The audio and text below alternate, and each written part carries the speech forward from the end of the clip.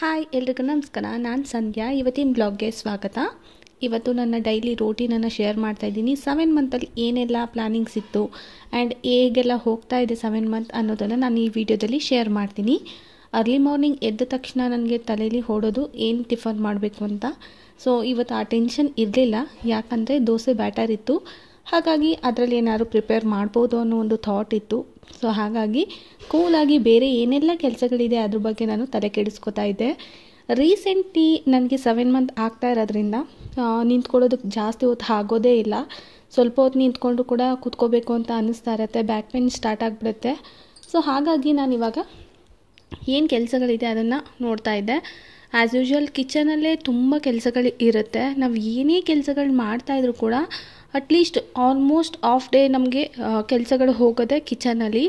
ಏನೋ ಒಂದು ಟೆನ್ಷನ್ ಇದ್ದರೂ ಅಥವಾ ಒಂದು ಹ್ಯಾಪಿನೆಸ್ ಇದ್ದರೂ ನಮಗೆ ಫೀಲ್ ಆಗೋದು ಆ ಕಿಚನಲ್ಲೇ ಅಂತಲೇ ಹೇಳ್ಬೋದು. ಸೊ ಇವಾಗ 7 ಮಂತ್ ರನ್ನಿಂಗ್ ಇರೋದ್ರಿಂದ ನಾನು ಸ್ವಲ್ಪ ಹಾಲೆಲ್ಲ ಜಾಸ್ತಿ ಕುಡಿಬೇಕು ಅಂತ ಹೇಳ್ತಾಯಿದ್ರು. ಯಾಕಂದರೆ ಈ ಟೈಮಲ್ಲಿ ನ್ಯೂಟ್ರಿಷನ್ ತುಂಬ ಇಂಪಾರ್ಟೆಂಟು. ಕ್ಯಾಲ್ಶಿಯಮ್ ಇರ್ಬೋದು, ಫೈಬರ್ ಇರ್ಬೋದು. ಸೊ ಹಾಗಾಗಿ ನೀವು ಎಲ್ಲ ರೀತಿಯ ಆಹಾರಗಳನ್ನ ಈ ಒಂದು ಟೈಮಲ್ಲಿ ತಿನ್ನಲೇಬೇಕಾಗತ್ತೆ. ಆ್ಯಂಡ್ ಮನೇಲಿ ಸ್ವಲ್ಪ ಸೊಪ್ಪುಗಳಿತ್ತು. ಸೊ ಯೂಶ್ವಲಿ ಗೊತ್ತೇ ಇರುತ್ತೆ ನನಗೆ ಒಂದು ಏನಂದರೆ, ಮನೇಲಿ ಯಾವುದೇ ಐಟಮ್ಸ್ಗಳಿದ್ರೂ ಕೂಡ ಅದನ್ನು ಎಸೆಯೋದಕ್ಕೆ ಇಷ್ಟ ಆಗಲ್ಲ. ಬಟ್ ಈ ಟೈಮಲ್ಲಿ ಏನಾಗ್ತಾಯಿದೆ ಅಂದರೆ, ನಾನು ಸೋಮಾರಿ ಆಗ್ತಿದ್ದೀನೋ ಅಥವಾ ನನ್ನ ಕೈಲಿ ಕೆಲಸಗಳು ಆಗ್ತಾ ಇಲ್ವೋ ಗೊತ್ತಿಲ್ಲ, ಬಟ್ ಇದಂತೂ ಖಂಡಿತವಾಗ್ಲೂ ಕಂಟಿನ್ಯೂಸ್ ಆಗಿ ಆಗ್ತಾನೇ ಇದೆ ಅಂತಲೇ ಹೇಳ್ಬೋದು. ಸೊಪ್ಪು ನಮ್ಮ ಮನೇಲೇ ಬೆಳೆಯೋದ್ರಿಂದ ಪ್ರತಿದಿನ ನನಗೆ ಸೊಪ್ಪನ್ನು ನಮ್ಮ ಮಾವ ತಂದು ಕೊಡ್ತಾ ಇರ್ತಾರೆ. ವೆರೈಟಿ ಸೊಪ್ಪುಗಳು ಅಂತಲೇ ಹೇಳ್ಬೋದು. ನಾವು ಮಾರ್ತಾ ಇರೋದ್ರಿಂದ ನಮಗೆ ಪಾಲಕ್ ಸೊಪ್ಪು, ಮೆಂತ್ಯ ಸೊಪ್ಪು ಇದೆಲ್ಲ ಯೂಶ್ವಲಿ ಪ್ರೆಗ್ನೆನ್ಸಿಲಿ ಹೆಚ್ಚಾಗಿ ಉಪಯೋಗಿಸಲೇಬಹುದು. ಆದರೆ ನನಗೆ ಈ ಟೈಮಲ್ಲಿ ನಾನೇ ಅಡುಗೆ ಮಾಡ್ಕೊಳ್ತಾ ಇರೋದ್ರಿಂದ ಅವೆಲ್ಲ ವೆರೈಟಿ ನಾನು ಯಾವಾಗಲೂ ಉಪಯೋಗಿಸೋದಕ್ಕೆ ಆಗೋದೇ ಇಲ್ಲ. ಸಮ್ಟೈಮ್ಸ್ ಅಷ್ಟೇ ಒಂದು ಪಲಾವ್ ಮಾಡೋದಕ್ಕೆ ಅಥವಾ ಏನಾದರೂ ಸೊಪ್ಪಿನ ಪಲ್ಯ ಮಾಡೋದಕ್ಕೆ ಅಷ್ಟೇ ಉಪಯೋಗಿಸ್ಕೊತೀನಿ. ರೀಸೆಂಟ್ಲಿ ಅಂತೂ ನಾನು ಮಸೊಪ್ಪು ಮಾಡಿ ಒಂದು 2 ಮಂತ್ಸೇ ಆಗಿರ್ಬೋದು, ಅಷ್ಟು ದಿನ ತೊಗೊಂಡಿದ್ದೀನಿ. ಅಂದರೆ ಮಾಡೋದಕ್ಕೆ ಆಗ್ತಾಯಿಲ್ಲ ನನ್ನ ಕೈಲಿ. ಹಾಗಾಗಿ ಒಬ್ಬೊಬ್ಬರು ಬಾಡಿ ಒಂದೊಂದು ರೀತಿ ಇರುತ್ತೆ ಅಂತಲೇ ಹೇಳಬಹುದು. ಕೆಲವೊಬ್ಬರಿಗೆ ಅವರೇ ಅಡುಗೆ ಮಾಡಿಕೊಂಡು ಅವ್ರ ಕೆಲಸಗಳನ್ನ ಮಾಡ್ಕೋತಾರೆ. ಅದು ಅವ್ರ ಬಾಡಿ ಮೇಲೆ ಡಿಪೆಂಡ್ ಆಗಿರುತ್ತೆ. ಬಟ್ ನನಗೆ ಆ ರೀತಿ ನನ್ನ ಬಾಡಿ ಸಪೋರ್ಟ್ ಕೊಡ್ತಾ ಇಲ್ಲ ಅಂತಲೇ ಹೇಳಬಹುದು. ಇವಾಗ ಸೊಪ್ಪುಗಳು ಕೆಲವೊಂದಿತ್ತು, ಪಾಲಕ್ ಸೊಪ್ಪು, ಮೆಂತ್ಯ ಸೊಪ್ಪು ಇವೆಲ್ಲ ಸಪ್ರೇಟ್ ಎತ್ತಿಡ್ತಾ ಇದ್ದೆ. ಸೊ ಫ್ರೀ ಆದಾಗ ಇವನ್ನೆಲ್ಲ ಕ್ಲೀನ್ ಮಾಡ್ಕೊಬಿಡೋಣ ಅಂತ. ಎಸೆಯೋದಕ್ಕಂತೂ ಇಷ್ಟ ಇಲ್ಲ, ಬಟ್ ಇವೆಲ್ಲ ಹಾಕಿ ಮಾಡೋದಕ್ಕೂ ಆಗ್ತಾಯಿಲ್ಲ. So this is the last ಅಂತ ಅನ್ಕೋತೀನಿ. ನಾನು ಸೊಪ್ಪುಗಳನ್ನ ಈಸ್ಕೊಳ್ಳೋದು ಬೇಡ ಇನ್ನು. ಯಾಕಂದರೆ ಈಸ್ಕೊಂಡು ವೇಸ್ಟ್ ಮಾಡೋದಕ್ಕಿಂತ ಈಸ್ಕೊಂಡು ಉಪಯೋಗಿಸಿದ್ರೆ ಒಳ್ಳೆಯದು. ನನಗೂ ಅದೊಂದು ಗಿಲ್ಟ್ ಯಾವಾಗಲೂ ಇರುತ್ತೆ, ವೇಸ್ಟ್ ಮಾಡಿದೆ ಅನ್ನೋದು. ಹಾಗಾಗಿ ನಾನು ಇವತ್ತು ಇದನ್ನು ಯೂಸ್ ಮಾಡಿದ್ಮೇಲೆ ಇನ್ನು ಮತ್ತೆ ಈಸ್ಕೊಳ್ಳೋದು ಬೇಡ ಅಂತ ಅನ್ಕೋತಿದ್ದೆ. ಈ 7 ಮಂತಲ್ಲಿ ಆಲ್ಮೋಸ್ಟು ನಿಮ್ಮ ವೆಯ್ಟು ಒಂದು ಸ್ವಲ್ಪ ಇನ್ಕ್ರೀಸ್ ಆಗಿರುತ್ತೆ. ಬಟ್ ನನ್ನ ಈ ಒಂದು ಪ್ರೆಗ್ನೆನ್ಸಿ ಜರ್ನಿಯಲ್ಲಿ ಇನ್ನೂ ಸ್ವಲ್ಪ ಇನ್ಕ್ರೀಸ್ ಆಗಬೇಕು ಅಂತ ಡಾಕ್ಟರ್ ಸಜೆಷನ್ ಕೊಟ್ಟಿದ್ದಾರೆ. ಆ್ಯಂಡ್ ರೆಸ್ಟ್ ಬೇಕಾಗಿದೆ, ಸ್ವಲ್ಪ ನ್ಯೂಟ್ರಿಷನ್ ಆಗಿರುವಂಥ ಫುಡ್ಗಳನ್ನ ಹೆಚ್ಚು ತೊಗೋಬೇಕು. ಮತ್ತು ನನಗೆ ಎಕ್ಸ್ಟ್ರಾ ಒಂದು ಪೌಡರ್ ಕೂಡ ಕೊಟ್ಟಿದ್ದಾರೆ, ಟ್ಯಾಬ್ಲೆಟ್ಸ್ಗಳನ್ನೂ ಕೂಡ ಕೊಟ್ಟಿದ್ದಾರೆ. ಕ್ಯಾಲ್ಶಿಯಮ್ ಮತ್ತು ಫೋಲಿಕ್ ಆ್ಯಸಿಡು ಎಕ್ಸ್ಟ್ರಾ ಕೂಡ ಕೊಟ್ಟಿದ್ದರು. ಸೊ ಆದರೆ ಮತ್ತೆ ಬೇಡ ಅಂದ್ಬಿಟ್ಟು ಜಸ್ಟ್ ಫೋಲಿಕ್ ಆ್ಯಸಿಡ್ ಮತ್ತು ಕ್ಯಾಲ್ಶಿಯಮ್ ಮಾತ್ರ ಕೊಟ್ಟಿದ್ದಾರೆ. ಸೊ ಇದನ್ನು ಡೈಲಿ ಬೆಳಗ್ಗೆ ಮತ್ತು ಮಧ್ಯಾಹ್ನ ತೊಗೋಬೇಕು. ಮತ್ತು ಸಿರಪ್ ಕೊಟ್ಟಿದ್ದಾರೆ, ಒಂದು ಮಲ್ಟಿವಿಟಮಿನ್ ಸಿರಪ್ಪು. ಅದನ್ನು ನಾವು ಯಾವಾಗ ಬೇಕಾದ್ರೂ ತೊಗೋಬಹುದು. ಸೊ ಇದೆಲ್ಲ ಒಂದು 7 ಮಂತ್ ಪ್ರೆಗ್ನೆನ್ಸಿ ಜರ್ನಿ ಆಗಿರುತ್ತೆ. ಸೊ ಲೈಟಾಗಿ ಸಮ್ಟೈಮ್ಸ್ ನನಗೆ ಮೂಡ್ ಸ್ವಿಂಗ್ಸ್ ಅಂತೂ ತುಂಬ ಆಗ್ತಾ ಇರುತ್ತೆ. ಇದ್ದಕ್ಕಿದ್ದಂಗೆ ಕೋಪ ಬರೋದು, ಇದ್ದಕ್ಕಿದ್ದಂಗೆ ಖುಷಿ ಆಗೋದು, ಸಮ್ಟೈಮ್ಸ್ ಹಳೆಯದೆಲ್ಲ ನೆನಪಾಗ್ಬಿಡುತ್ತೆ. ಸೊ ಇದೆಲ್ಲ 7 ಮಂತಲ್ಲಿ ರನ್ನಿಂಗ್ ಆಗ್ತಾನೇ ಇದೆ. ಸೊ ಇದೆಲ್ಲ ಪ್ರೆಗ್ನೆನ್ಸಿಲಿ ಕಾಮನ್ ಅಂತ ಹೇಳ್ತಾರೆ. ಬಟ್ ಅದನ್ನೆಲ್ಲ ಫೇಸ್ ಮಾಡೋದಿದೆಯಲ್ಲ ತುಂಬ ಡಿಫಿಕಲ್ಟು. ಸೊ ಸಮ್ಟೈಮ್ಸ್ ಅದನ್ನು ಯಾವ ರೀತಿ ಹ್ಯಾಂಡಲ್ ಮಾಡೋದು ಅಂತಲೇ ಕೂಡ ಗೊತ್ತಾಗೋದಿಲ್ಲ. ಸಮ್ಟೈಮ್ಸ್ ಯಾಕಂದರೆ ಈಗ ಒಬ್ಬರೇ ಇರ್ತೀವಿ. ಸೊ ನಮ್ಮ ಒಂದು ಥಾಟ್ ಏನಿರುತ್ತೆ ಅದು ಬೇರೆ ರೀತಿ ಚೇಂಜ್ ಆಗ್ತಾ ಇರುತ್ತೆ. ಆ ಟೈಮಲ್ಲಿ ಏನು ಮಾಡಬೇಕು ಅಂದರೆ, ಅಟ್ಲೀಸ್ಟ್ ಮ್ಯೂಸಿಕ್ ಕೇಳೋದು, ನಮ್ಮ ಇಷ್ಟ ಬಂದಿರೋ ಬುಕ್ಸ್ ಓದೋದು. ಆ್ಯಂಡ್ ಅದ್ರ ಜೊತೆಗೆ ನಮಗೆ ಯಾರು ಇಷ್ಟ ಇರ್ತಾರೋ, ನಮ್ಮ ಫ್ರೆಂಡ್ಸ್, ಫ್ಯಾಮಿಲೀಸ್ ಅಥವಾ ನಿಮ್ಮ ತಾಯಿ ಯಾರ ಜೊತೆನಾದರೂ ಸರಿ, ಅಥವಾ ನಿಮ್ಮ ಹಸ್ಬೆಂಡ್ ಜೊತೆ ನಿಮ್ಮ ಫೀಲಿಂಗ್ಸನ್ನು ಶೇರ್ ಮಾಡ್ಕೊಳ್ಳಿ. ನನಗಂತೂ ಯಾವುದೇ ಫುಡ್ಡನ್ನು ಈ ಟೈಮಲ್ಲಿ ತಿನ್ನಬೇಕು ಅಂತ ಒಂದು ಚೂರು ಅನ್ನಿಸ್ತಾ ಇಲ್ಲ, ಕ್ರೇವಿಂಗ್ಸೇ ಇಲ್ಲ. ಸೊ 7 ಮಂತಲ್ಲಿ ನನಗೆ ಫಸ್ಟೆಲ್ಲ ಏನು ಅನ್ನಿಸ್ತಿತ್ತು ಅಂದರೆ ವೆರೈಟೀಸ್ ಫುಡ್ಗಳನ್ನ ತಿನ್ನಬೇಕು ಆ್ಯಂಡ್ ಟೇಸ್ಟ್ ಮಾಡಬೇಕು ಅಂತ ಬಹಳಷ್ಟು ಅನ್ನಿಸ್ತಾ ಇತ್ತು. ಆಮೇಲೆ ಫೀಲಿಂಗ್ಸ್ಗಳು ಅಷ್ಟೇ ಬೇರೆ ರೀತಿ ಇತ್ತು ಮೊದಲನೇ ಪ್ರೆಗ್ನೆನ್ಸಿಯಲ್ಲಿ. ಬಟ್ 2ನೇ ಪ್ರೆಗ್ನೆನ್ಸಿ ತುಂಬ ಡಿಫ್ರೆನ್ಸ್ ಇದೆ. ಸೊ ಹಾಗಾಗಿ ಅದನ್ನು ಎಂಜಾಯ್ ಮಾಡಬೇಕು ಅಂತ ಅಂದ್ಕೊಂಡಿದ್ದೀನಿ. ಸಮ್ಟೈಮ್ಸ್ ನಾನು ವ್ಲಾಗ್ಗಳನ್ನ ಶೇರ್ ಮಾಡಬೇಕು ಅಂತ ಅಂದ್ಕೊಂಡಾಗ ನಾನು ಅನ್ಕೋತಾನೆ ಇರ್ತೀನಿ ವೆರೈಟೀಸ್ ಫುಡ್ಗಳನ್ನ ನಾನು ಮಾಡ್ಕೊಂಡು ತಿನ್ನಬೇಕು ಅಂತ. ಬಟ್ ಅದು ನನಗೇನು ಅನ್ನಿಸ್ತಾ ಇಲ್ಲ ಮಾಡ್ಕೊಂಡು ತಿನ್ನಬೇಕು ಅಂತ, ಜಸ್ಟ್ ಮಾಡಬೇಕಲ್ಲ ಅನ್ನೋ ಒಂದು ಥಾಟಿಂದ ಅಷ್ಟೇ ಮಾಡ್ತಾ ಇದ್ದಿದ್ದು. ಇವತ್ತು ನಾನು ಹಿತ್ಲವರೆಕಾಯ್ದು ಪಲ್ಯ ಮಾಡ್ತಾಯಿದ್ದೆ. ತುಂಬ ಈಸಿ ರೆಸಿಪಿ. ಅದೇ ಹೇಳ್ತೀವಲ್ಲ, ಯಾವುದೇ ಆದರೂ ಅಷ್ಟೇ ನಾವು ಮಾಡಬೇಕು ಅಂತ ಅಂದ್ಕೊಂಡಾಗ ಖಂಡಿತವಾಗ್ಲೂ ಅದು ನಮ್ಗೆ ಈಸಿ ಅನಿಸುತ್ತೆ. ಆದರೆ ನಮಗೆ ಒಬ್ಬರೇ ಇದ್ದಾಗ ಇವೆಲ್ಲ ಸ್ವಲ್ಪ ಡಿಫಿಕಲ್ಟ್ ಅಂತಲೇ ಅನಿಸ್ತಾ ಇರುತ್ತೆ ನನಗಂತೂ. ಯಾವಾಗ ಅಮ್ಮನ ಮನೆಗೆ ಹೋಗ್ತೀವಿ, ಅಮ್ಮನ ಕೈ ರುಚಿ ತಿಂತೀವಿ ಅಂತ ನನಗಂತೂ ಯಾವಾಗಲೂ ಅನ್ನಿಸ್ತಾನೆ ಇರುತ್ತೆ. ಸೊ ಇವಾಗ ಬೇರೆ ಸಮ್ಮರ್ ಶುರುವಾಗಿದೆ, ತುಂಬ ಸೆಕೆ ಇದೆ. ಸೊ ಆದಷ್ಟು ದಯವಿಟ್ಟು ತಂಪಾಗಿರುವಂಥ ಆಹಾರಗಳನ್ನ ತೊಗೋತಾ ಇರಬೇಕು. ನಾನು ಫಾಲೋ ಅಪ್ ಮಾಡ್ತಾಯಿದ್ದೀನಿ. ಮಜ್ಜಿಗೆ, ಎಳ್ನೀರು ಮತ್ತು ಹೆಚ್ಚು ವಾಟರ್ ಕುಡಿಬೇಕು. 7 ಮಂತ್ ಪ್ರೆಗ್ನೆನ್ಸಿಲಂತೂ ನಿಮಗೆ ವೆಯ್ಟ್ ಜಾಸ್ತಿ ಆಗಬೇಕು ಅಂದರೆ ಊಟ ತಿಂಡಿ ಜೊತೆಗೆ ಪ್ರತಿಯೊಂದು ಏನೇ ಹೇಳ್ತೀವಿ ಹೆಲ್ದಿ ಫುಡ್ಡು ರೋಟೀನನ್ನು ನಾವು ಶುರು ಮಾಡ್ಕೋಬೇಕಾಗತ್ತೆ. ಡಾಕ್ಟರ್ಗಳು ಅಷ್ಟೇ, ಯಾಕಂದರೆ ಬೇಬಿ ವೆಯ್ಟ್ ಏನಿದೆ ಅದು ಇವಾಗ ಗ್ರೋತ್ ಆಗೋದಕ್ಕೆ ಶುರುವಾಗುತ್ತೆ. ಅವರು ಅಷ್ಟೇ ಅದನ್ನೇ ಸಜೆಷನ್ ಕೂಡ ಕೊಡೋದು. ಸೊ ನನಗೂ ಅಷ್ಟೇ ಈಗ ಸಜೆಷನ್ ಸ್ವಲ್ಪ ಕೊಟ್ಟಿದ್ದಾರೆ. ನಾನು ಈ ಒಂದು ರೆಸಿಪಿಯನ್ನು ಮಾಡ್ತಾಯಿದ್ದೀನಿ. ಸೊ ಹಿತ್ಲವರೆಕಾಯಿನ ಬಳಸ್ಕೊಂಡು ಸ್ವಲ್ಪ ಈರುಳ್ಳಿ ಎಲ್ಲ ಒಗ್ಗರಣೆ ಕೊಟ್ಟು ಚೆನ್ನಾಗಿ ಇವಾಗ ಹುರ್ಕೋತಾ ಇದ್ದೀನಿ. ಹುರಿದಾದ್ಮೇಲೆ ಸ್ವಲ್ಪ ಉಪ್ಪು ಕೂಡ ಹಾಕ್ಕೋತಾ ಇದ್ದೀನಿ. ಯಾಕಂದರೆ ಉಪ್ಪು ಈ ಟೈಮಲ್ಲಿ ಹಾಕ್ಕೊಂಡ್ರೆ ಸ್ವಲ್ಪ ಟೇಸ್ಟ್ ಚೆನ್ನಾಗಿರುತ್ತೆ. ಅದಾದಮೇಲೆ ಎಷ್ಟೇ ಉಪ್ಪು ಹಾಕಿದ್ರೂ ಕೂಡ ಅದು ಅವರೆಕಾಯಿಗೆಲ್ಲ ಅಂದರೆ ಹಿತ್ಲವರೆಕಾಯಿಗೆಲ್ಲ ಅದು ಸರಿಯಾಗಿ ಅಂಟ್ಕೊಂಡಿರೋದಿಲ್ಲ. ಅದು ಎಷ್ಟೇ ನಾವು ಉಪ್ಪು ಹಾಕಿದ್ರೂ ಕೂಡ ಸಪ್ಪೆ ಅನ್ನಿಸ್ತಾ ಇರುತ್ತೆ. ಹಾಗಾಗಿ ಗ್ರೇವಿಗಳು ಮಾಡಬೇಕಾದ್ರೆ ಅಥವಾ ಪಲ್ಯಗಳು ಮಾಡಬೇಕಾದ್ರೆ ಫಸ್ಟೇ ನಾವು ಹುರಿಬೇಕಾದ್ರೆ ಸ್ವಲ್ಪ ಉಪ್ಪನ್ನು ಆ್ಯಡ್ ಮಾಡ್ಕೋಬೇಕು.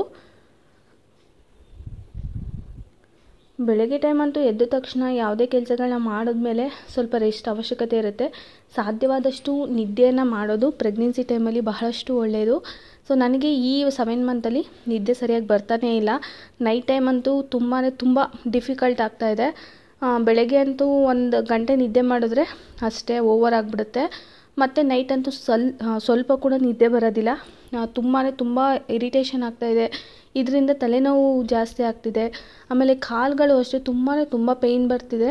ಯಾಕಂದರೆ ನಿಮಗೆ ನಿದ್ದೆ ಸರಿಯಾಗಿ ಆಗಿಲ್ಲ ಅಂದರೆ ಬೇರೆ ರೀತಿಯಾದಂಥ ಪ್ರಾಬ್ಲಮ್ಸ್ಗಳು ಖಂಡಿತವಾಗ್ಲೂ ಶುರುವಾಗ್ತಾ ಇರುತ್ತೆ.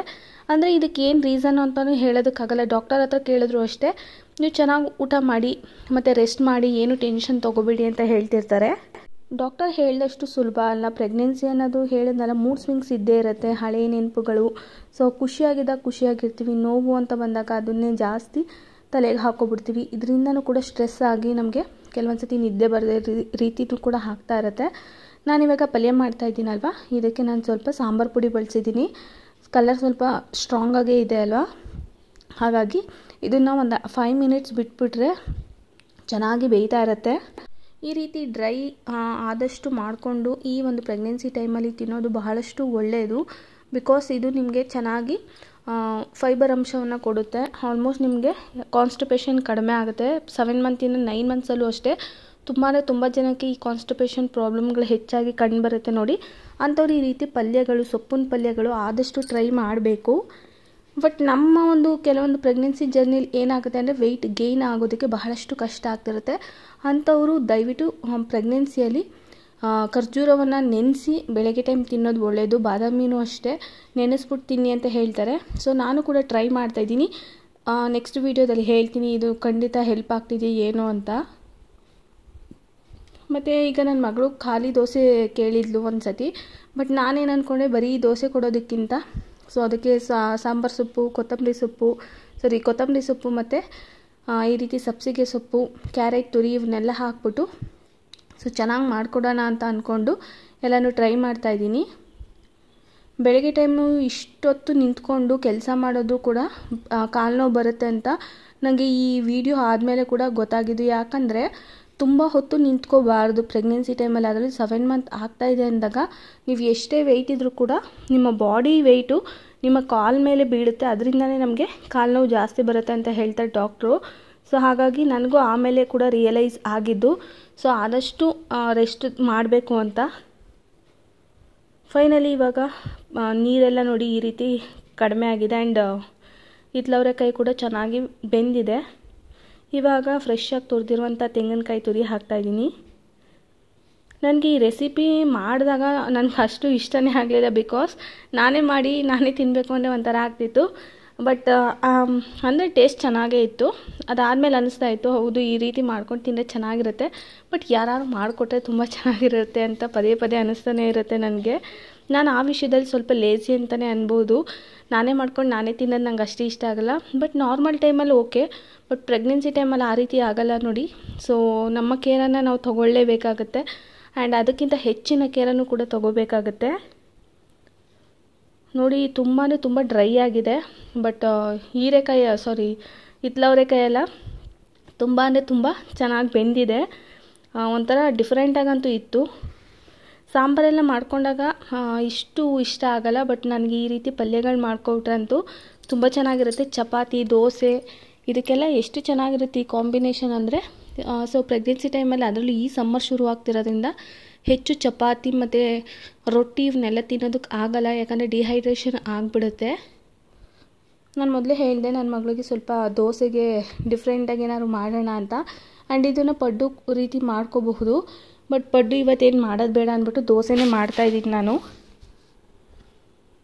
ಈ ರೀತಿ ಕ್ಯಾರೆಟು, ಈರುಳ್ಳಿ ಮತ್ತು ಸಬ್ಸಿಗೆ ಸೊಪ್ಪು, ಸಾಂಬಾರು ಸೊಪ್ಪು ಅಂದರೆ ಕೊತ್ತಂಬರಿ ಸೊಪ್ಪು ಅಂತಾರೆ, ಅದನ್ನು ನಾನು ಹೇಳ್ತಾಯಿದ್ದೀನಿ. ಮತ್ತು ಇಲ್ಲಿ ನಾನು ಹಸಿಮೆಣ್ಸಿನ್ಕಾಯಿ ಬಳಸೇ ಇಲ್ಲ, ಯಾಕಂದರೆ ಮಕ್ಕಳು ಈಗ ಮೊದಲೇ ಕೇಳ್ತಾರೆ ನಮ್ಮ ಮಗಳಂತೂ, ಇದಕ್ಕೆ ಹಸಿಮೆಣ್ಸಿನ್ಕಾಯಿ ಹಾಕಿದ್ಯಾ ಅಮ್ಮ ಅಂತ. ಹಾಗಾಗಿ ನಾನು ಹಸಿಮೆಣ್ಸಿನ್ಕಾಯಿನ ಸ್ಕಿಪ್ ಮಾಡ್ತಾಯಿದ್ದೀನಿ.